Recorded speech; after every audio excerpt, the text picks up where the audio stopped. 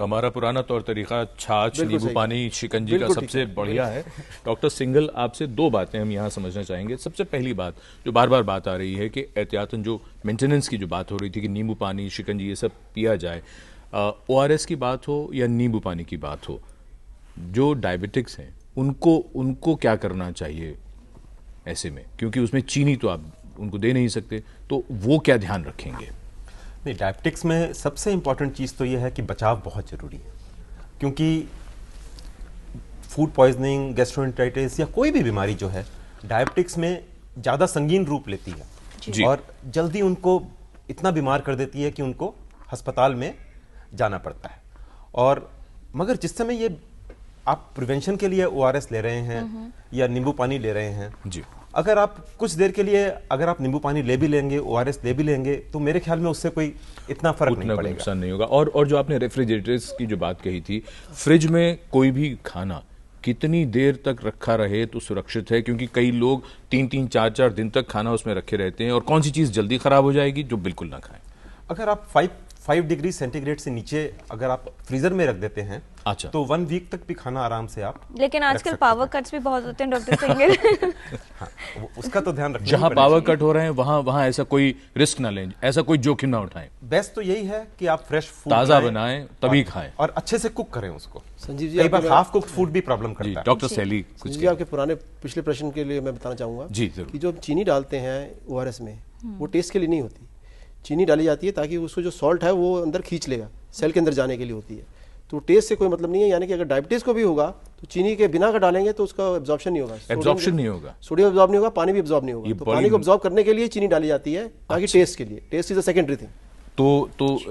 बहुत जरूरी है, चाहे डायबिटिक हो या कोई भी हो, उसमें चीनी के वाला ही ORS चलेगा। चीनी और नमक, चीनी और नमक दोनों। डॉक्टर सैली, बहुत महत्वपूर्ण बात आपने बताई है। और जो कार को लेकर जो बात हो रही थी, कार के बारे में जो बात हुई थी कि उसका तापमान डॉक्टर रहेजा बता रहे थे कि 93 डिग्री तक पहुंच जाता है। कारों के शीशे थोड़े थोड़े अगर खोले जाएं तो उसका विंड स्क्रीन भी क्रैक होने से बचेगा और शायद हम भी एक्सपोजर से बचेंगे।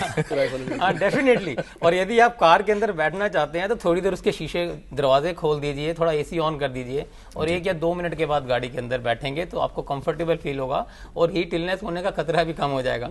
और दूसरी बात यह है कि एरेटेड ड्रिंक्स जो आ रहे हैं मार्केट के अंदर, उसके अंदर शुगर की मात्रा अधिक है, तो उससे अल्टीमेटली शरीर के अंदर पानी की कमी होती है। ये समझना बहुत जरूरी है। वो टेम्परेरी आपको रिलीफ देते हैं ठंड, अच्छा, गर्मी से, लेकिन बी नेचुरल। और जहां तक हो सके गर्मी, अल्कोहल और कैफीन, इन 2 चीजों का गर्मियों में इस्तेमाल कम करना चाहिए, क्योंकि ये दोनों डाययूरेसिस करते हैं। शरीर के अंदर से यूरिन, जो पेशाब बनता है, उसको ज्यादा, यूरिन ज्यादा बनाते हैं। आपने अल्कोहल का जिक्र किया, एक शब्द में, बल्कि हम ये बात कह दें, बहुत से लोग कहते हैं गर्मियों में बियर बहुत लोग पीते हैं, क्या कहना चाहेंगे आप उनको? गलत। अल्टीमेटली इससे शरीर के अंदर पानी की कमी ही होगी। हाईवेज पर भरे रहते हैं, बड़े बड़े होर्डिंग्स लिखे होते हैं। नहीं, बिल्कुल गलत से डायबिटीज होगा और शरीर में पानी की कमी होगी। ऐसी कैफीन वाली जितनी चीजें हैं, जिसमें कैफीन है, कॉफी है, चाय, उसकी मात्रा कम लें। और बी नेचुरल, जितना आप नेचुरल रहेंगे, कुदरत के साथ चलेंगे, उतना आपके लिए फायदेमंद है। जी, और ये भी जरूरी नहीं है कि गर्मी को मारने के लिए गर्म चीजें ही पी जाएं, तो बहुत जरूरी है कि ध्यान रखें क्या खा रहे हैं। फिलहाल हमारे साथ लोकनाथ जी हैं छत्तीसगढ़ से। लोकनाथ जी, आपका स्वागत। क्या है आपका सवाल? मैडम, मेरा प्रॉब्लम ये है, चेस्ट में क्या खाना खाने के बाद, आधा घंटे के बाद क्या चेस्ट में जलन सी होती है, खट्टा खट्टा डकार आता है। जी, ऐसा सिर्फ गर्मियों में ही हो रहा है आपको? अक्सर गर्मियों में होता है मैम। जी, डॉक्टर सिंघल? नहीं, ये तो आपको डिस्पेप्टिक सिम्टम्स हैं, या तो आपको रिफ्लक्स डिजीज है या आपको पेप्टिक अल्सर है। तो मैं तो ये कहूँगा कि अपने आसपास जो भी आपके फिजिशियन या गैस्ट्रोएंटरोलॉजिस्ट हैं उनको एक बार जाके दिखाएं, क्योंकि इसको और असेसमेंट की जरूरत है। जी, और अब शुरू करते हैं बड़ा ही महत्वपूर्ण हिस्सा इस कार्यक्रम का, रैपिड फायर, छोटे छोटे सवाल और छोटे छोटे जवाब। डॉक्टर सैली, पहला सवाल आपको जा रहा है। नवजात शिशुओं को क्योंकि ठंड ज्यादा लगती है, इसलिए उन्हें गर्मी में भी ज्यादा कपड़े पहनाने चाहिए। को ठंड ज़्यादा लगती नहीं है, उनको ठंड से बचाना चाहिए, तो ज़्यादा कपड़े पहनाने की कोई ज़रूरत नहीं है। नॉर्मली कपड़े पहने जाए, पर हाँ, उनको तापमान से बचाने की जरूरत है। जी डॉक्टर सिंघल, चाय, कॉफी या गर्म चीजें जितनी पी जाएंगी, गर्मी उतनी ही कम लगेगी? नहीं, ऐसा नहीं है, बल्कि डिहाइड्रेशन ज़्यादा होने के चांसेस होते हैं। डॉक्टर रहेजा, हीट एग्जॉशन और हीट स्ट्रोक दोनों, लू लगना एक ही है? दोनों एक ही है, स्टेज अलग अलग है। हीट एग्जॉशन एक, उससे हीट स्ट्रोक से पहले की स्टेज है। और यदि आप हीट एग्जॉशन में देखेंगे व्यक्ति को पसीना आता है और हीट स्ट्रोक में जो टेम्परेचर कंट्रोलिंग मैकेनिज्म है फेल हो जाता है। जी डॉक्टर सैली, नवजात शिशुओं को माँ का दूध पर हैं जो, उन्हें पानी भी पिलाना चाहिए क्योंकि गर्मी ज्यादा है? बिल्कुल जरूरी नहीं है। डॉक्टर सिंगल, गर्मियों में डायरिया यानी दस्त का मुख्य कारण क्या होता है? फूड पॉइजनिंग और बैक्टीरियल और वायरल इन्फेक्शंस। जी डॉक्टर रहेजा, लू सिर्फ तभी लगती है जब कोई व्यक्ति धूप में बहुत देर तक रहे? ऐसा नहीं है, यदि आप लगातार गर्मी में रहते हैं तो लू लगने का चांसेस बढ़ जाता है और प्रिकॉशन लेंगे तो आप इससे बच सकते हैं। धूप में जाते हैं, वाइट ब्रिम हैट डालें, छाता लें, पानी अधिक जी। पिएं और एक्टिविटी को रेस्ट्रिक्ट करें। डॉक्टर सैली, नवजात और छोटे बच्चों को लू नहीं लगती? गलत बात है, लू लगती है, बकायदा लगती है। डॉक्टर सिंगल, दस्त लू लगने का एक लक्षण है? हो सकता है। डॉक्टर रहेजा, हीट स्ट्रोक यानी लू लगने का लक्षण है गर्मी लगना और मुंह सूखना या बार बार प्यास लगना? डेफिनेटली ऐसा तो होगा ही, लेकिन इसके अलावा जो घातक लक्षण है, हाई टेम्परेचर, बेहोशी, गफलत, इररेलेवेंट टॉकिंग, कंफ्यूजन, और इसके लिए जरूरी है यदि आप किसी व्यक्ति को खेत के अंदर, सड़क के किनारे कहीं भी इस हालत में पाते हैं इस मौसम में, तो तुरंत उसकी फर्स्ट एड करके मेडिकल हेल्प के लिए कॉल करें। डॉक्टर सैली, इस मौसम में बच्चों को बोतल से दूध पिलाने वाले माता पिता को क्या जरूर करना चाहिए? पहली बात तो बोतल से दूध पिलाना नहीं चाहिए। दूसरी बात, बोतल से पिलाना है तो जैसे हमने पहले चर्चा की है, उसके अंदर फ्रेश मिल्क बनाएं, दूध उसी टाइम पे बनाया जाए और जो बच गया है उसको छोड़ दिया जाए, उसको फेंक दिया जाए और अगली बार के लिए फिर से बनाया जाए। डॉक्टर माफ सिंगल, करिए, थोड़ा सा लंबा मैंने खींच दिया इस बार। डॉक्टर सिंगल, गर्मी में दूध जल्दी खराब हो जाता है लेकिन दही और लस्सी खराब नहीं होते? नहीं, ऐसा नहीं है। हर चीज को रेफ्रिजरेट करना चाहिए, एक सो दैट उसके अंदर बैक्टीरिया ना पनपे। जी डॉक्टर रहेजा, लू लगने से बुखार नहीं आता और दूसरे बिल्कुल सिम्टम्स आता है। हीट एग्जॉशन में 102 तक और हीट स्ट्रोक में 106 से ऊपर जा सकता है। डॉक्टर सैली, अगर बच्चे को दस्त हो रहे हों तो घर पर कब तक मैनेज किया जाए?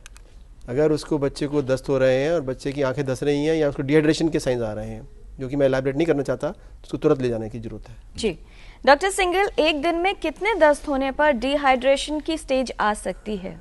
कितने से मतलब नहीं है, कितना फ्लूइड लॉस हो रहा है वो 2 मोशंस में भी हो सकता है और वो 15 मोशन में भी हो सकता है।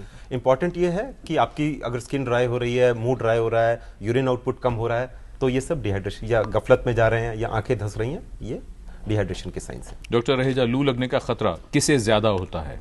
छोटे बच्चे, 4 साल तक, वृद्ध 65 साल से अधिक व्यक्ति, pregnant, cardiac patient, diabetic patient, high blood pressure के पेशेंट, या कुछ एक जो दवाइयाँ ले रहे हैं ट्रंक्विलाइजर और पार्किंसन डिसीज की और डायूरेटिक्स जिसे हम कहते हैं वाटर पिल्स ले रहे हैं, उनमें अधिक होता है खतरा। डॉक्टर सैली, बच्चों में लू लगने के लक्षण क्या बड़ों से अलग होते हैं?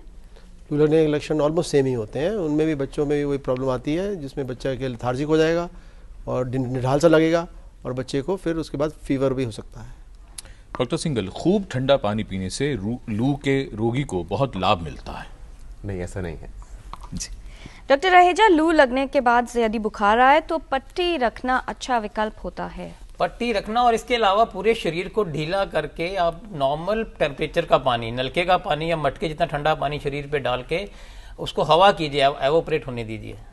नहलाना ज्यादा बेहतर है, उसमें नहलाना ज्यादा बेहतर है rather than पट्टी करना। पूरा शरीर गीला करना जरूरी है। डॉक्टर सैली जी, तेज गर्मी में पंखे के सामने रहने से बच्चे को कोई समस्या नहीं होती, वो लू से बचा रहेगा अगर तेज गर्मी है और पंखा चल रहा हो? नहीं, ये सही बात नहीं है, क्योंकि पंखा एज सच सिर्फ वो जो इवेपोरेशन कराता है हमारे स्किन से पानी की, उससे थोड़ी ठंडा कराता है। अदरवाइज अकेला पंखे से कोई फर्क नहीं पड़ेगा। तो उसमें थोड़ा सा पानी भी होना चाहिए ताकि थोड़ी ह्यूमिडिटी बढ़े, और ह्यूमिडिटी से जब बढ़ेगा तो फिर उसके बाद में पंखे के साथ ज़्यादा बेहतर होगा। डॉक्टर सिंगल, गर्मियों में क्या ज्यादा पानी पीना अच्छा है या नींबू पानी पीना? नींबू पानी नमक डाल के थोड़े इलेक्ट्रोलाइट्स उससे मिल जाते हैं, इसलिए वो ज्यादा बेहतर है। जी डॉक्टर रहेजा, गर्मियों में रोजाना कितना पानी पीना चाहिए? मैं कहूँगा 8 से 10 गिलास कम से कम। आपको अपनी बॉडी का हाइड्रेशन मेंटेन करना है और ये देखना है कि आपका जो पेशाब का रंग है वो हल्का सफ़ेद या हल्का पीला है। यदि पेशाब कम आ रहा है या गहरे रंग का हो रहा है तो आपको डिहाइड्रेशन का लक्षण है। डॉक्टर सैली, छोटी मोटी खरीदारी करनी हो या कोई छोटा सा काम है तो बच्चों को कार में बंद करके भी जा सकते हैं? बिल्कुल गलत बात है, बिल्कुल ही बंद नहीं करना चाहिए, क्योंकि एकदम बच्चे का तापमान बढ़ सकता है और बच्चे की उसमें मौत हो सकती है। डॉक्टर सिंगल, साफ सुरक्षित पानी ये कैसे सुनिश्चित करें? बॉइलिंग से, क्लोरीन की टैबलेट डाल के, फिल्टर्स यूज करके या मिनरल वाटर लेके। जी डॉक्टर रहेजा, कौन सी दवाइयों का प्रयोग करने वाले हीट स्ट्रोक का खतरा उन्हें ज्यादा होगा? जो कि ट्रंकेलाइजर ले रहे हैं, साइकोट्रोपिक, फिनोथायजीन्स ग्रुप की दवाइयां ले रहे हैं, पार्किंसन डिसीज की दवाइयां ले रहे हैं, या डाययूरेटिक या वाटर पिल्स ब्लड प्रेशर की दवा ले रहे हैं। और ऐसे में जो ब्लड प्रेशर के व्यक्ति हैं, मैं उनको भी कहूँगा कि अपने डॉक्टर से संपर्क करके अपनी दवा की मात्रा को एक रेगुलेट करवा लें, कितना लेना है। जी डॉक्टर सैली, अगर बच्चों के साथ यात्रा करनी हो तो क्या सावधानी बरतनी चाहिए? सबसे पहली बात पानी की, दूसरी बात उनके टेम्परेचर की, और तीसरी बात उनके खान पीन की। तीनों चीज़ों को आप ध्यान से रखना है, और स्वच्छता इसमें बहुत ही महत्वपूर्ण चीज़ है। डॉक्टर सिंगल, फ्रिज में रखा हुआ खाना कभी खराब नहीं होता, तो उसको एक हफ्ते बाद तक भी खाया जा सकता है अगर वो सही टेम्परेचर पर रखा है। 5 डिग्री से कम टेम्परेचर पर फूड सेफ रहता है एक हफ्ते तक। जी डॉक्टर रहेजा, लू से बचने का व्यावहारिक उपाय क्या है, प्रैक्टिकल सोल्यूशन क्या है? सबसे जरूरी बात है कि use common sense and enjoy summer. पानी अधिक पिए, इलेक्ट्रोलाइट्स की मात्रा लें, और तेज गर्मी में एक्सरसाइज, हैवी एक्सरसाइज ना करें। पानी के अंदर आप नींबू पानी डाल सकते हैं, नेचुरल रहें। और जो बूढ़े व्यक्ति हैं, छोटे बच्चे हैं, उनका अधिक ध्यान रखें।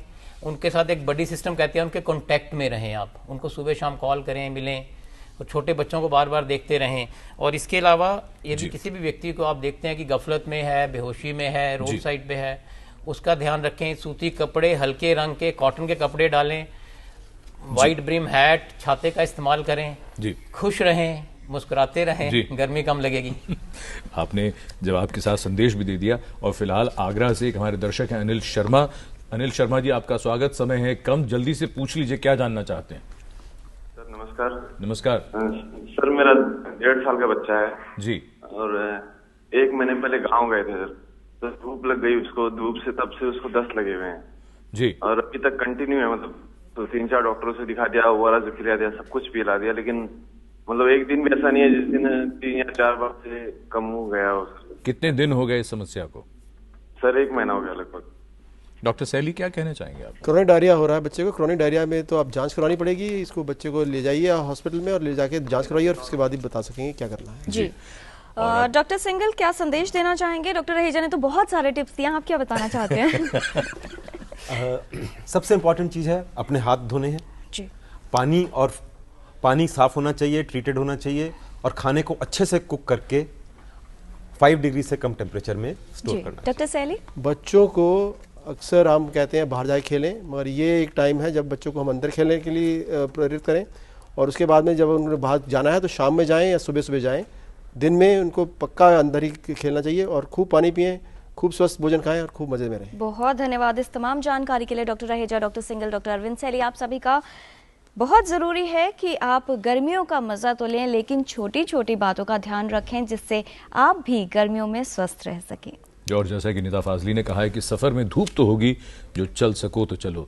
बहुत ज़रूरी है इस धूप का सामना करने के लिए इन तमाम बातों का जानना बहुत ज़रूरी था, जो हमने जानी समझी। बहुत धन्यवाद आप सभी का। और मैं और किरण अगले सप्ताह जब लौटेंगे टोटल हेल्थ में, तो बात करेंगे एक और विषय पर, एक और महत्वपूर्ण विषय पर। तब तक के लिए नमस्कार।